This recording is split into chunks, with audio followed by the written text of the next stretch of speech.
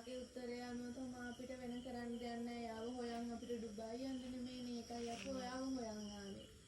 ඔයා යාගේ වයිෆ් නේ.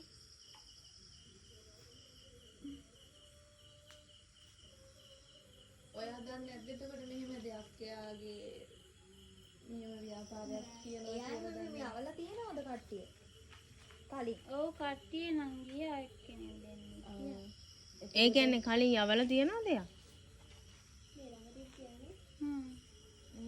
දැන් අපිටත් කියලා තිබ්බා මෙහෙම එයා ගොඩක් දෙනෙක් යවලා තියනවා. ඒ විශ්වාසයට එයා යවපු කට්ටියගේ විස්තරත් එක්ක අපිට දාලා තිබ්බා එක්කෙනෙක්ගේ දෙන්නෙක්ගේ.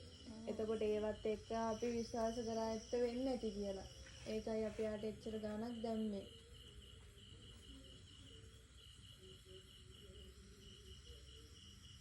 එයා වැඩක ඉන්නවා කිව්වේ.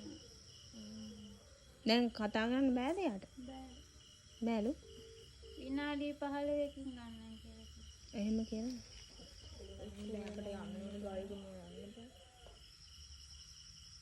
දැන් ඔයා මේකට මොකද කියන්නේ?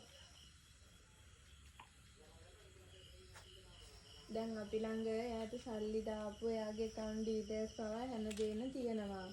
එතකොට දැන් ඒවා ඇත්ත නම් ඔයා මොකද කරන්නේ? දැන් ඔයා විශ්වාස කරන්නේ නැහනේ. ඔයාගේ උත්තරය අනුව තමයි අපි පොලිසිය යනවද නැද්ද කියලා හිනා වෙන්නේ.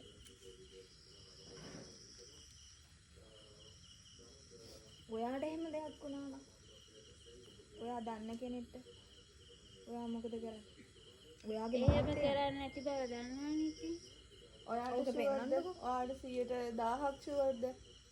හැබැයි දැන් මේකේ ඒ දේවල් තිබ්බොත් එහෙම අපි යාට සල්ලි දාපු හැමදේම තිබ්බොත් ඔයා මොකද කියන්නේ? මේකේ ඔක්කොම තියෙනවා. ඔයා යා ගැන 1000ක් විශ්වාසෙන්නේ ඔය කියන්නේ. ෂුවර්ද? හැබැයි අපිට දැන් ඔයා ගැන හරි උත්තරයක් නැත්නම් අපිට පොලිසිය යන්න වෙනවා. තමන් නැද්ද? නැතු අපිට යාව හොයාගෙන ඩුබායි යන්න නෙමෙයිනේ.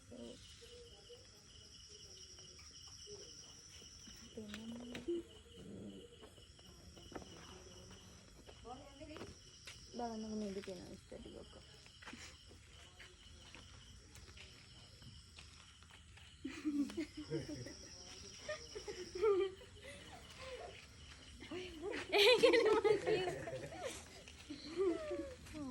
හස්බන්ඩ් ගොඩක් විශ්වාසයි නේද?